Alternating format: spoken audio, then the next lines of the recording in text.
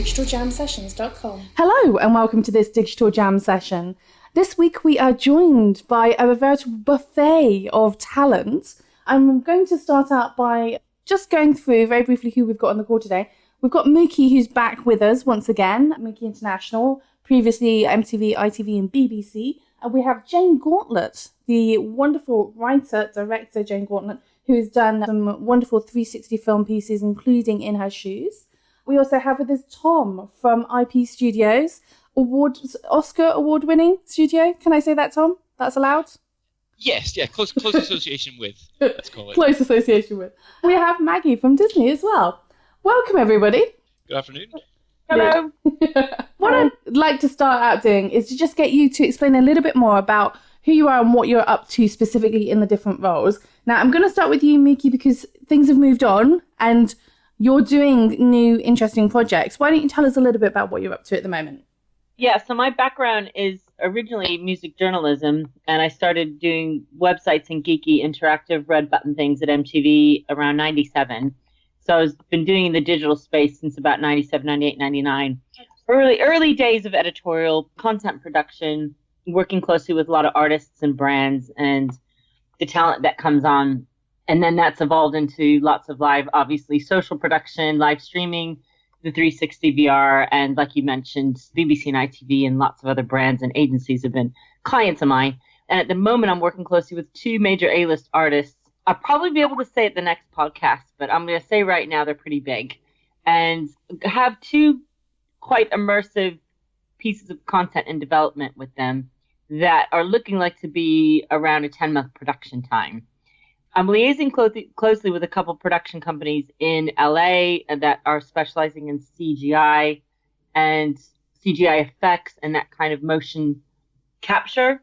Okay. And it's going to be pretty exciting. But all of that kind of, everything I've kind of ever done is now funneling into a relative element of immersive content. So it's a good topic. Wonderful. Okay. And Tom, on that note, why don't you tell us what you're up to with IP Studios and your history in animation, and tell us a little bit more about that, Oscar.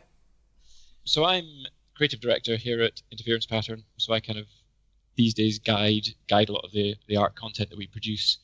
I've been a 3D artist since 2000, originally working on a lot of game trailer, game cinematic, TV commercials work.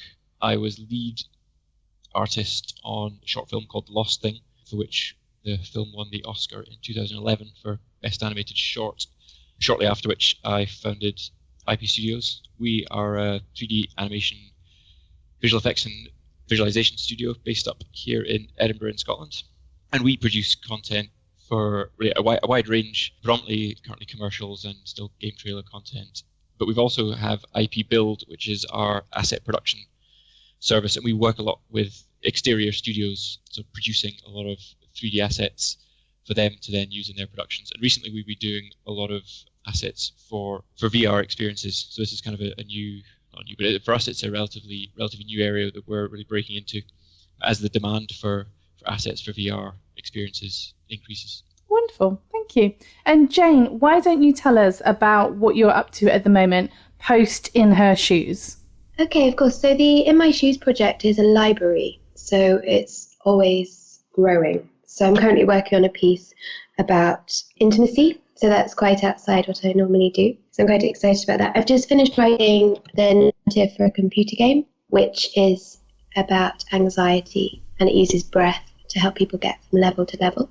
And I'm working on quite a lot of medical research projects, so I'm involved in a piece which uses VR technology as a way to work with people that have had strokes to identify with their upper limbs. So I'm very much involved in unusual ways to use technology in storytelling, and I'm enjoying exploring ways to use what I've learned through the In My Shoes project. Wonderful. Thank you very much, Jane. And Maggie, why don't you tell us a little bit more about what you do at Disney? So, hello. So I'm a digital artist at Disney Research.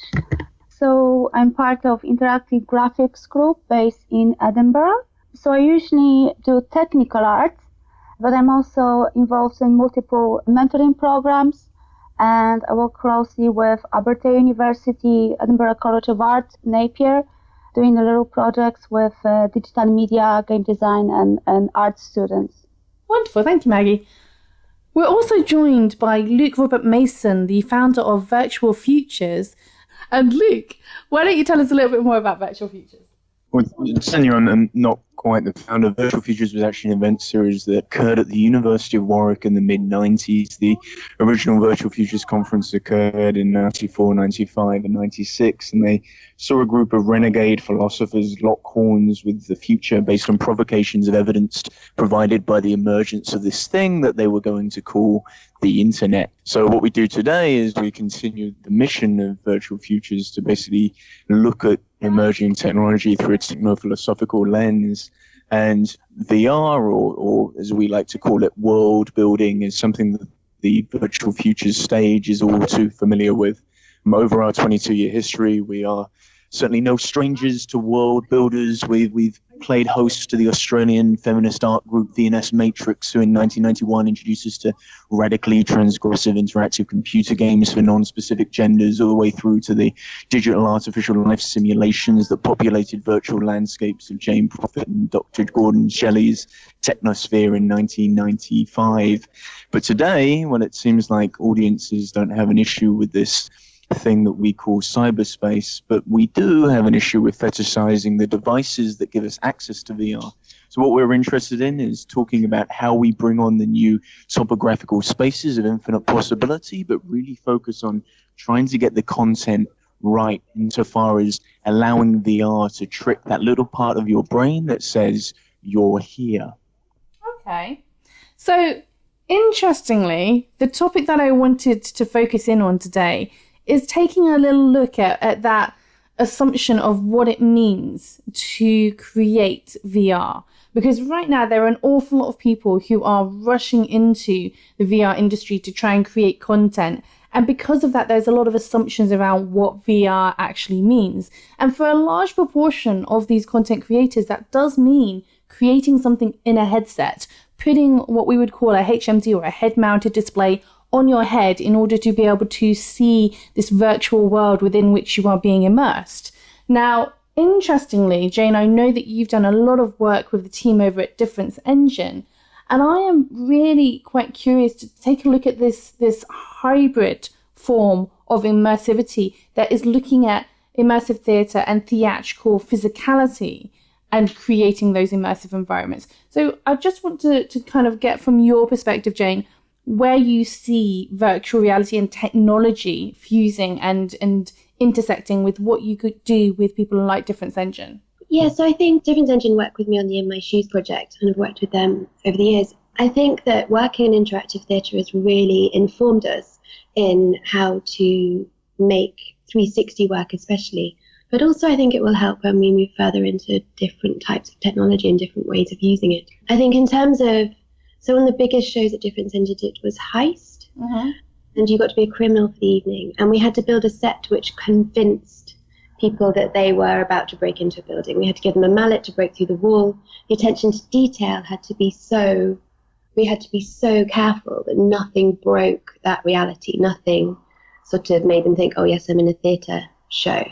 We wanted to convince them. So I think that the techniques we've all learned from that is really helpful in terms of using storytelling and technology in a way which creates a high impact experience. So I'm curious then, Tom, from your perspective, coming into this reasonably new, what would your expectation be in terms of interacting with physical theatre versus necessarily just creating these digital assets as CGI content to insert into cinematic, VR in a headset?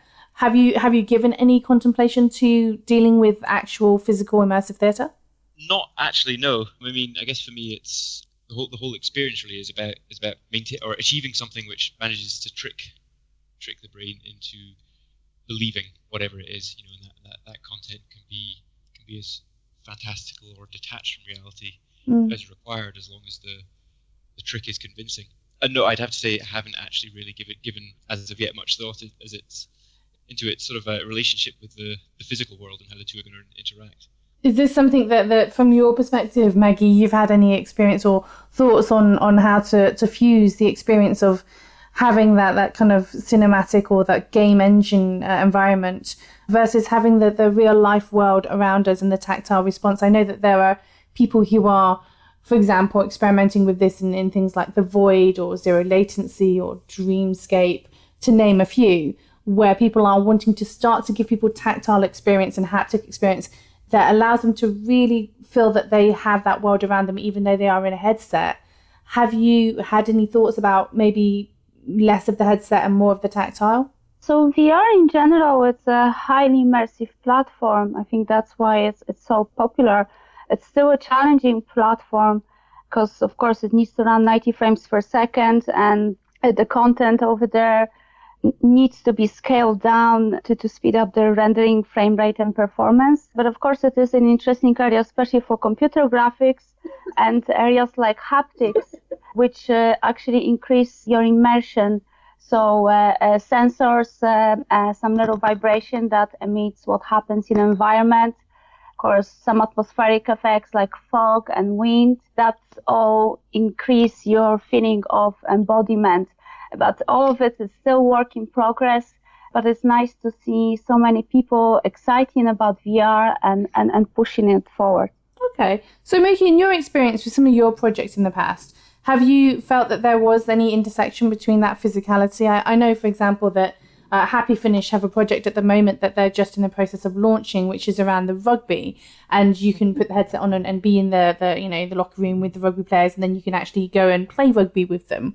And the way that they're kind of beginning to bring in some of that haptic experience and the interactivity is by having the rumble in the controller as the football. So when you kind of bring that controller towards your chest, you're feeling the football kind of hit your chest, if that makes sense. And so I'm curious, did you have any interesting moments where you discussed the potential and opportunity for more interactivity through haptics or physicality? Well, we all love a good rumble in the controller, don't we, Tanya? I think you knew that was coming. We all knew that was coming. So is it about the physicality versus the integration of extra bits and pieces in post-production? Yeah, I mean, have you given that any thought? Have you had those conversations before when you were thinking about what you were going to do with The Voice or, some of your other projects? Was there ever that question of, do we need it to be more physical, or do we just want it to be a headset that somebody's putting on their head? No, we definitely wanted it to be something, parts of it physical. I mean, with The Voice, for example, so that was released a year ago for the BBC, and those are 5 different experiences that gave 5 different spectrums of what it's like to be backstage or on stage. The best example that integration of physicality I can give you is that experience of being from a first person point of view of what it's like to audition. So that's where we were able to integrate, with the cameras and add in extra footsteps and the tension building, walk through the hallways up to the stage and onto the mic. Mm-hmm. And that was recorded in front of a live studio audience of 500 people. Is like a lot. Not intimidating then. No. It was a bit crazy because the remit that we had for that was, it's a big grand experiment. What do you want to do? And so really when we produced it was almost like a year and a half ago now, but so much has changed with that kind of integration of the physicality and wanting to have somebody genuinely be a part of it, whether you are the ball or you are this or that. So the advantages of producing something from a few years ago or even 1 year ago to now is that there has been great advancements in the way production is done and the way you can layer and layer and layer and layer and layer. Bringing up to speed to modern day, one of the projects that I have on now is like a full on physicality integration where you are an entity of a non-being and having a journey through that. If that answers the question. It's interesting though, because I know that, for example, we've got things like Ready Player One is about to, emerge as a production reasonably soon, and I know that people are beginning to get more and more fascinated by the haptics and the relationship of those haptics and the physicality of these virtual and these immersive experiences. I'm curious from your perspective, Luke, when we look at this idea of creating immersivity and social immersivity, what your perspective is in terms of, I know that you've had things like daiquiri on your head and you've seen some of this technology up close and personal. Do you think that the future for this kind of experience is going to be in the social entertainment space or the social collaboration space? Tanya, what I find so interesting is this sort of drive for immersion. It's almost as if the final aim of virtual reality is almost to create high resolution realities. And the key indicator of the efficacy of the simulation is almost this tricky term immersion. But what do we really mean by immersion? And also, what defines an immersive experience? And what was been interesting to me over the last couple of months, we've been running different VF events, and some of the projects that I've been lucky enough to experience is the fact that it doesn't have to be a high resolution experience for it to be immersive. What's interesting about some of the nascent and recent work that's being done with regards to how VR is used to help patients, for example, or used in the medical context, it's interesting to see how these systems have shown themselves to be as effective as morphine at reducing sensitivity to chronic pain. Mm-hmm. These systems can normalize the flight or fight response in areas of the brains of soldiers with post-traumatic stress disorder. They can sometimes effectively induce body ownership. For example, men can empathize with women, and the old can understand the young, and it can be used to reduce implicit racial bias.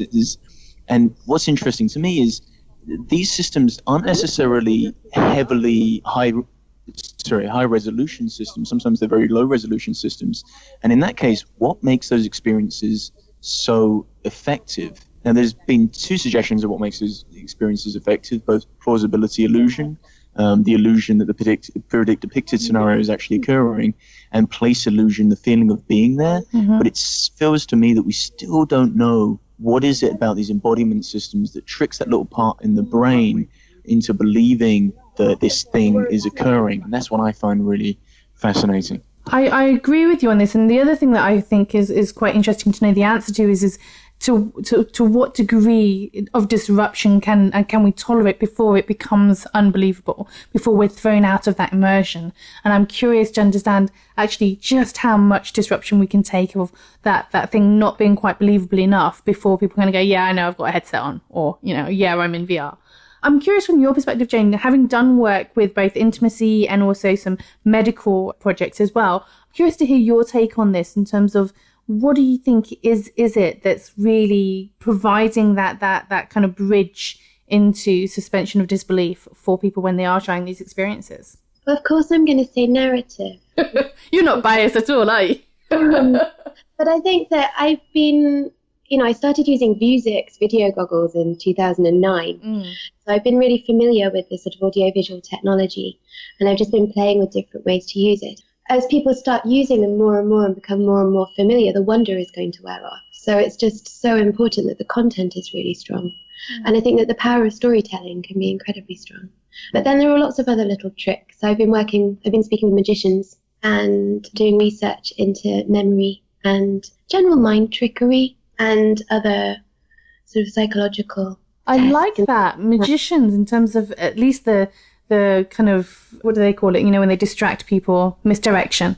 That I like the idea of understanding the misdirection, that element of magicians. That's quite interesting. Thank you, Jane.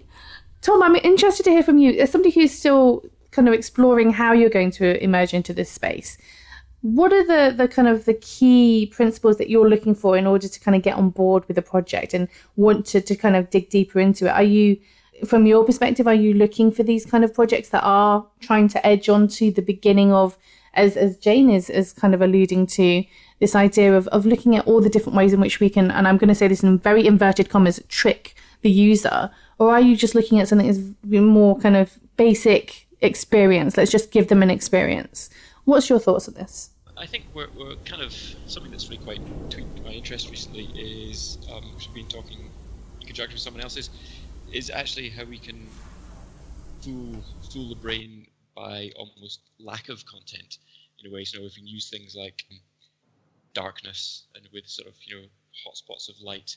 So instead of trying to sort of create the immersivity by showing everything, showing the world, and trying to sort of overwhelm, actually maybe technology can be used in a subtler way that we're predominantly can potentially using darkness, and just thinking if we can induce things like the feeling of vertigo, I think that would just be a fantastic experience. to be tricked into feeling afraid that you're standing on a little rocky ledge above a sort of colossal cliff face or something. So I think for me, actually, thinking about how we can create those, I guess, potentially sort of automatic physiological responses, whether it's fear from being in the dark or fear of being up on a high ledge, and how we can go about that. So it's really sort of considering all these things and wondering how and working out how we can potentially achieve them as we push forward into working in this space. Okay. And from your perspective, Maggie, have you been experimenting with any of these types of messing with the brain and messing with perception versus necessarily just trying to tell stories and narrative? I mean, what's your take on this utilization of alternative techniques and methodologies to impact the physical body? As Luke kind of alluded to, this idea that things like Snow World have been proven to be able to reduce the core body temperature and distract from pain almost as effectively as morphine, for example. Is that an area of interest for you? Is that something that you think you want to explore more? So I'm mainly interested in computer graphics and storytelling in VR.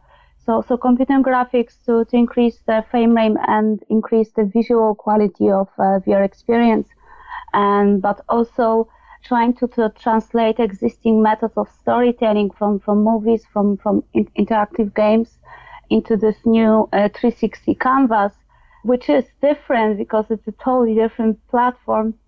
So it's interesting to see how it all goes together. Okay. And that is kind of an interesting question as to how you translate different types of storytelling into a new medium. And I know that recently at BVE, one of the conversations that was had during one of the panels was around this idea of actually just understanding the definition of the differences between what some might refer to as 360 film and others might refer to as true VR. And the definition that we kind of came up with was this idea that 360 film or 360, because the tacking on the word film on the end of it is actually a bit of a misnomer, because there is this common misconception that 360 means live action film and therefore it means cameras. And actually the difference is in the interactivity and the influence over objects within the environment. So I could still have a game engine created 360 environment within which I still can't physically touch anything. I can't lift something or move something or interact with a character that changes the direction of the narrative. And so therefore that's still a 360 experience. Whereas if I have the ability to be able to interact with an object, so if I move that cup, when somebody else comes into the experience, they see that cup is also moved and they see the new position of the cup rather than the old position of the cup. Or likewise, if I interact with a character, my impact on that character has impact for others who follow behind me in the experience.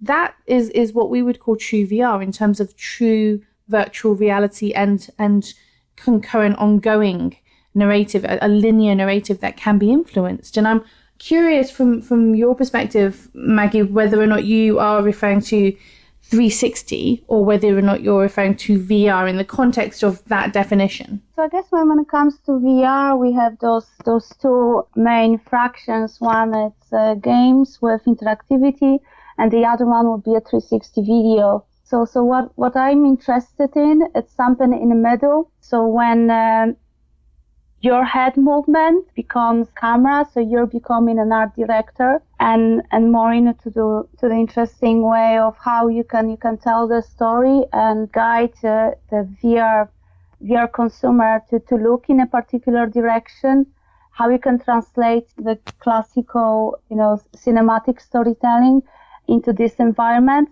And of course, it could have also some interactive elements, but mainly something that will work with the story. Of course, VR could be just a fun game, but I see it more as a better medium to consume stories. Okay, so I'm curious to understand from your perspective, and I'm going to throw this one at you, Miki, what you think it is that needs to happen in order to completely shift the way that you currently are doing business or looking at creating VR. And I'm curious, and that could be either a technological or it could be a cultural change. But what do you think really needs to shift in order for the way that you do, and I'm going to say TV orientated VR because that is kind of your area of interest. Yeah. What do you think really needs to shift? Budgets. This is true. Work out what they're dreaming, 5-star dreams and then have a 2-star budget.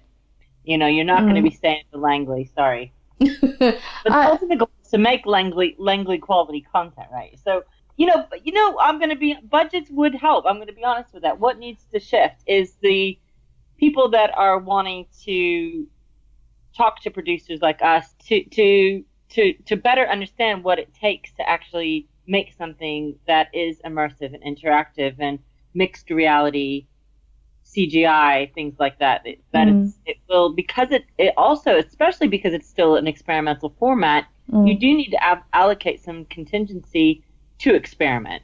And I think that would be really great. Now, I can give 1,000 reasons and answers to that question, but I'm going to stick with that for now. No, I think this is a really interesting point, and I'm going to kind of tack on to the end of it, which is that budgets is definitely something that does need to shift. And one of the areas that it needs to shift in is this idea that there's a lot of people right now who are making VR for the sake of making VR.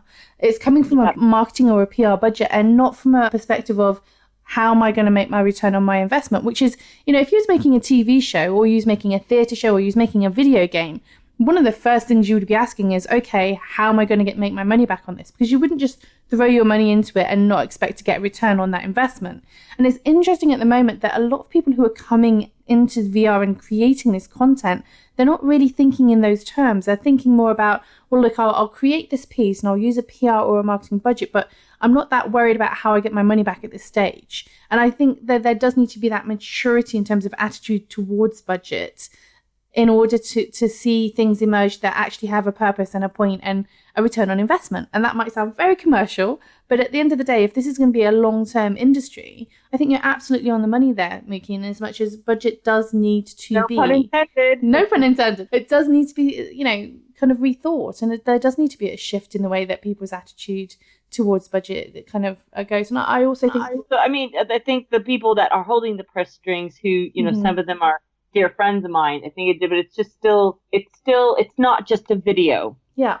That's being made. It's an experience that's got lots of layers and you can go big and it can be a 2 million production or, you can make something like that is very, simplistically done and it's a mini experience, talking about like 2017 going forward. So what we've all done in the past has been a lot more simple, but yeah. I think this is an interesting point as well, though, in terms of that understanding from a producer's perspective or from the budget holder's perspective, is to actually understand how these things work and how different industries work. Because you have people who come from a specific industry, so they might come from the film industry and expect it to be very much like filmmaking and don't understand interactivity, or you have somebody from the games industry who is very much about the interactivity but doesn't necessarily understand the theatrical cinematic qualities that need to go into the production. And so there are these different expectations from different people as to what it actually takes and how much that should cost. And so I do think there does need to be a generalistic education that happens for everybody to be understanding the general concept of what it takes to actually make something interactive and also, make it of a high quality. So, and I do want to defend a little bit of the AR, VR, MR. Yes. Whichever R you want. the Mervers ours. The Mervers ours. I'm not going to, I want a tiny little bit of defend this format as a marketing aspect as well, because it does give people are trying and they are taking a chance on it and they are taking a punt on it.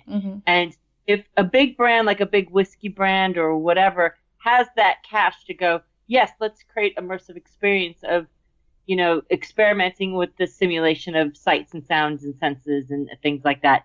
And it's for their primarily internal facing stakeholders and focus and their other distributors and et cetera, whatever. And then bonus if the public like it. We've seen this with cars and drink brands and things like that. And a consumer will go, oh, that's cool, but I don't know anyone that's ran out and bought a car off of it, So if they've got, my point is, at least if these marketing teams have that budget to create something, but knowing that it's primarily for an inward facing thing, they have to admit it. They're not admitting it, they just like go, oh, let's put this out and make it really great for everyone that's got a headset or wants to experiment with it. Okay. Jane, what's no, it doesn't. Jane, I've had too much chocolate. So. Jane, what's your take on this? What do you think needs to shift from a theatre and an immersive theatre perspective? What's your view on this? I think it's a really great time to be involved in VR, AR, because it's just really amazing. Sort of the tech art world is really exciting for me at the moment. But I think that one of the biggest things for me is about how sometimes people get very excited about the technology and don't necessarily think about the best way to use it. So sort of not, thinking of an experience in something they want to achieve and then maybe choosing which technology suits that the best rather than necessarily doing it the other way around. But that's a bit of an ideal.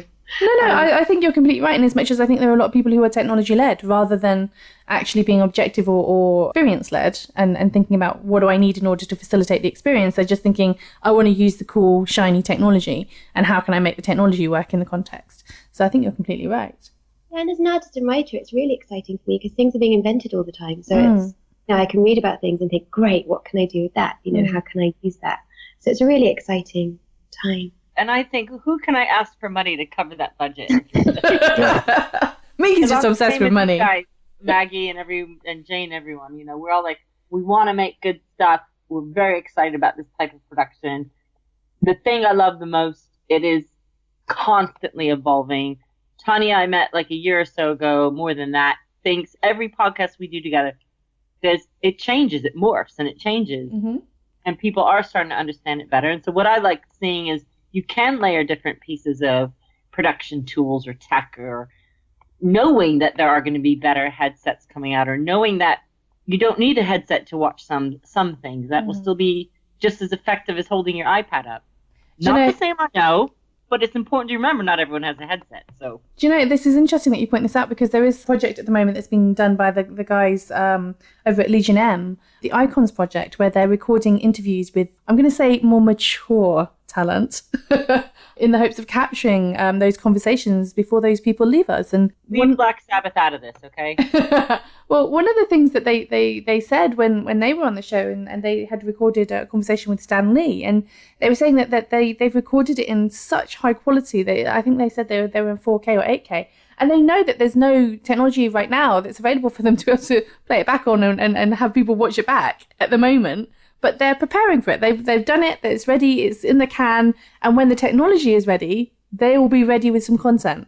And that's a really interesting approach. That's a really interesting attitude. But I am curious, Maggie, to hear from you what your perspective is in terms of if there is a significant technological or cultural shift that you think needs to occur. I am involved a lot with mentorship and universities and education. So I think from the artist perspective, and people who graduate are trying to get into tech to make this tech better, I think what's important is to improve our game design, VFX, and animation courses. So they will have a better start and understanding that they can be a part of something big in the future. So especially in Scotland, there's this weird assumption that you're not good enough. You cannot get high in your career.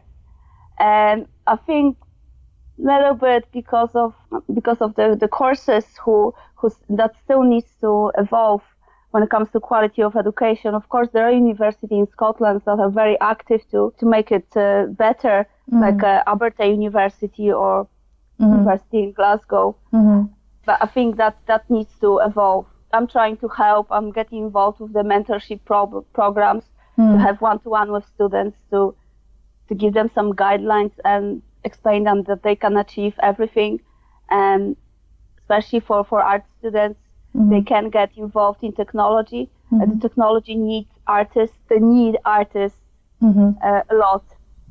I think it's an interesting point in as much as I know that certainly Abate and Napier are both considered as very well respected in the games industry for qualification in terms of coding.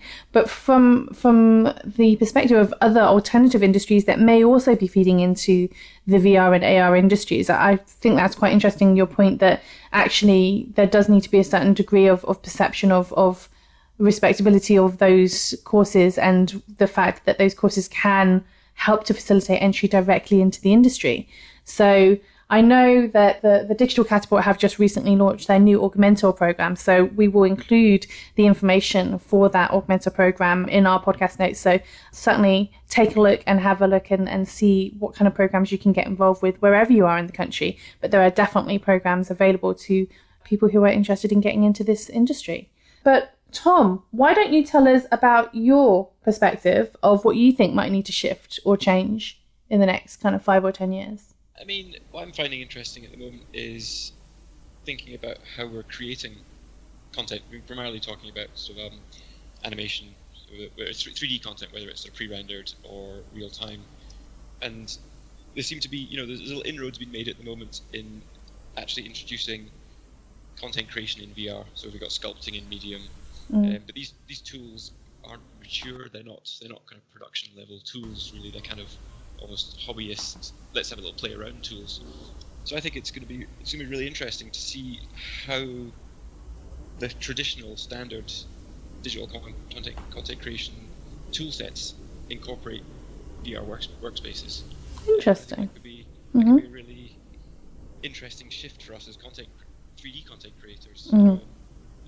Maybe it's removing one level of disconnect, because at the moment we interface via a couple of little electronic devices and a flat screen. So we're one step back from actually experiencing at the same time as we're creating.